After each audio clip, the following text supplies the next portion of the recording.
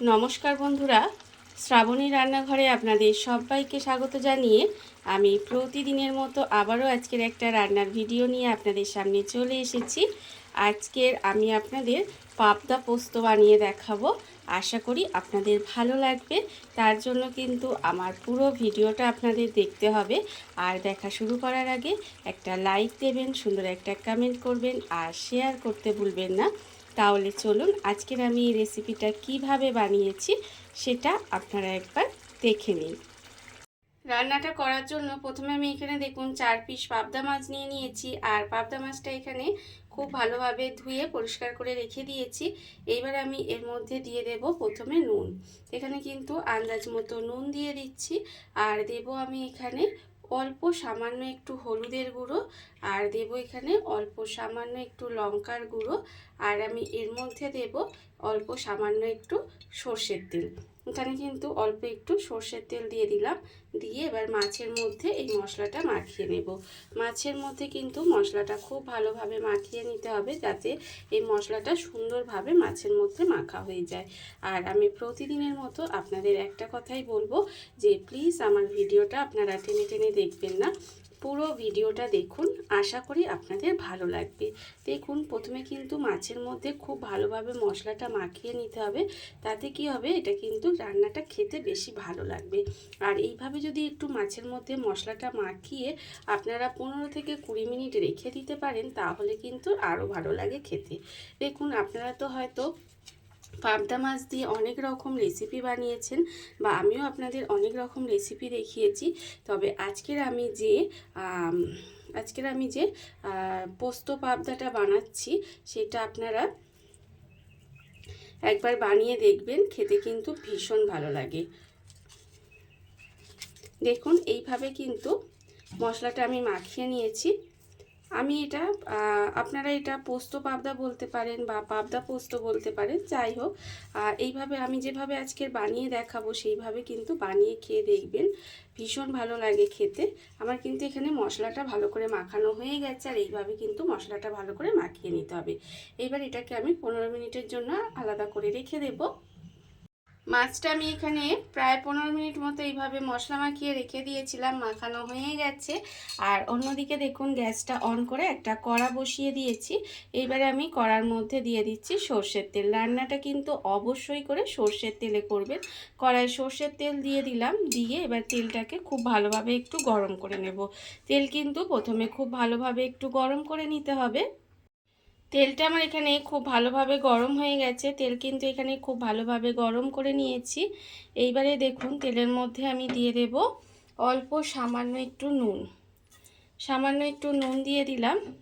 দিয়ে এটা কিন্তু একটু মিশিয়ে নেব। মিশিয়ে নিয়ে এবারে আমি এর মধ্যে দিয়ে দেব দেখুন মাছ।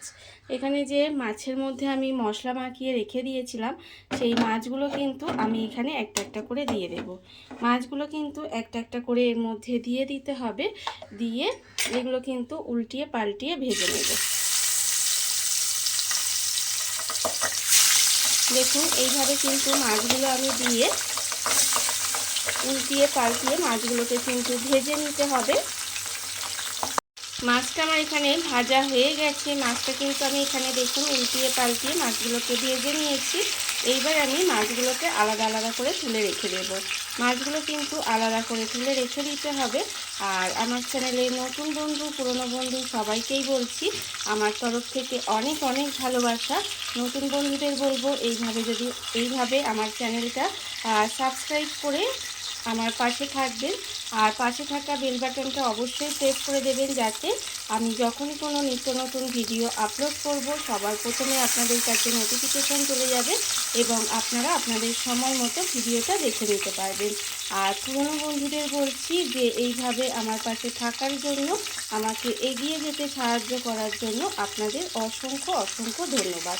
দেখুন এখানে কিন্তু মাছগুলোকে আমি আলাদা করে তুলে নিচ্ছি।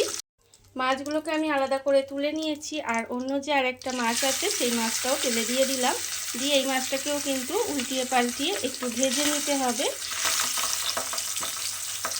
এই মাছটাও আমি উল্টিয়ে পাল্টিয়ে ভেজে নিয়েছি, এটাও ভাজা হয়ে গেছে। এবার এই মাছটাকেও আলাদা করে তুলে রেখে দেব। সম্পূর্ণ মাছগুলো আমার ভাজা হয়ে গেছে, আমি আলাদা করে তুলে রেখে দিয়েছি। এইবারে রান্নাটা করব, তার জন্য এই তেলেই রান্না করব। তার জন্য আমি প্রথমে দিয়ে দিচ্ছি এখানে পেঁয়াজ বাটা। এখানে কিন্তু 1 কাপ পেঁয়াজ আমি একটু মিক্সিতে বেটে রেখেছিলাম, সেই পেঁয়াজ বাটাটা এর মধ্যে দিয়ে দিলাম। দিয়ে পেঁয়াজ বাটাটা কিন্তু একটু ভালো করে তেলের মধ্যে দিয়ে ভেজে নিতে হবে। পেঁয়াজটা কিন্তু একটু ভালো করে তেলের মধ্যে দিয়ে ভেজে নেব, যাতে এর যে কাঁচা গন্ধটা সেটা চলে যায়। দেখুন এইভাবে কিন্তু এটাকে একটু সময় ভেজে নিতে হবে। পেঁয়াজ বাটাটা দিয়ে আমি কিন্তু তেলের মধ্যে একটু সময় কষিয়ে নিয়েছি, এর ফলে এর যে কাঁচা গন্ধটা সেটা চলে গেছে। এইবারে আমি এর মধ্যে দিয়ে দেব আন্দাজ মতো নুন, আর দেবো আমি এখানে একদম সামান্য একটু চিনি। এই চিনিটা কিন্তু দিলে নুন চিনির একটা ব্যালেন্স আছে, খেতেও ভালো লাগে। তবে আপনারা যারা চিনি পছন্দ করেন না তারা নাও দিতে পারেন। এবারে নুন আর এইখানে চিনিটা দিয়ে এইভাবে একটু সময় তেলের সঙ্গেই কষিয়ে নেব। আর যখন দেখবেন কষানো হয়ে যাবে, এটা মিশে যাবে, তখন কিন্তু এর মধ্যে দিয়ে দেব পোস্ত বাটা আর কাঁচা লঙ্কা বাটা। এখানে কিন্তু পোস্ত যেহেতু পাবদা পোস্ত বলুন বা পোস্ত পাবদা যাই বলেন না কেন, যেহেতু সেই জন্য কিন্তু এখানে পোস্তর পরিমাণটা একটু বেশি দিতে হবে। এখানে আমি বড় চামচের 2 চামচ পোস্ত দিয়েছি, আর দিয়েছি এখানে হাফ চামচ সর্ষে। এখানে কিন্তু আপনারা চাইলে সর্ষেটা দিতে পারেন, আবার নাও দিতে পারেন, শুধু পোস্ত দিয়েও করতে পারেন। তবে আমি এখানে অল্প একদম সামান্য একটু সর্ষে দিয়েছি, আমার এটা ভালো লাগে দিলে, খেতেও ভালো লাগে। যাই হোক, আপনারা কিন্তু শুধু পোস্ত দিয়েও করতে পারেন। এইবারে দেখুন এটা দিয়ে দিলাম, দিয়ে এবার এটাকে খুব ভালোভাবে মিশিয়ে দেব। এটাকে কিন্তু খুব ভালোভাবে মিশিয়ে নিতে হবে। আপনাদের সত্যি বলছি, এইভাবে একবার পাবদা মাছটা রান্না করে খেয়ে দেখবেন, খেতে কিন্তু ভীষণ ভীষণ সুন্দর হয়, অপূর্ব লাগে যাকে বলে। এইবারে এটাকে একটু মিশিয়ে নেব, এইভাবে মিশিয়ে 1 থেকে 1.5 মিনিট মতো রান্না করে নেব। একটু সময় কিন্তু মশলাটা এইভাবে একটু কষিয়ে নিয়েছিলাম। দেখুন খুব বেশি কষানোর কিন্তু দরকার নেই, 1 মিনিট মতো এইভাবে একটু কষিয়ে নিলেই হবে। এইবারে আমি এর মধ্যে দিয়ে দেব জল। এখানে কিন্তু মিক্সিতে মশলা করেছিলাম, সেই মশলাটা ধুয়ে অল্প সামান্য একটু জল দিয়ে দিলাম। দিয়ে এবার এটাকে খুব ভালোভাবে একটু মিশিয়ে নেব। মিশিয়ে নিয়ে একটু ঢাকা দিয়ে এই গ্রেভিটা একটু ফুটতে দিতে হবে। এই গ্রেভিটা যাতে খুব ভালোভাবে ফুটে যায়, সেই জন্য একটু সময় এটা ঢাকা দিয়ে রান্না হতে দিতে হবে। ঢাকা দিয়ে কিছুক্ষণ এইভাবে একটু রান্না হতে দিয়েছিলাম। দেখুন এর ফলে কিন্তু গ্রেভিটা খুব ভালোভাবে ফুটে গেছে। যখন দেখবেন এইভাবে ফুটে যাবে, তখন কিন্তু এর মধ্যে আমি যে মাছগুলো আগে থেকে ভেজে রেখেছিলাম, সেই মাছগুলো কিন্তু একটা একটা করে দিয়ে দেব। মাছগুলো কিন্তু এর মধ্যে একটা একটা করে দিয়ে দিতে হবে। দিয়ে এবার এটাকে উল্টিয়ে পাল্টিয়ে একটু সময় এটাকে রান্না হতে দেব। এইভাবে কিন্তু একটু উল্টিয়ে পাল্টিয়ে, আর ঢাকা দেব না, এইভাবে একটু উল্টিয়ে পাল্টিয়ে রান্নাটা করে নেব। মাছটা দিয়ে একটু উল্টিয়ে পাল্টিয়ে এইভাবে একটু রান্না করে নিয়েছি। এর ফলে দেখুন রান্নাটা কিন্তু আমার এখানে হয়ে গেছে।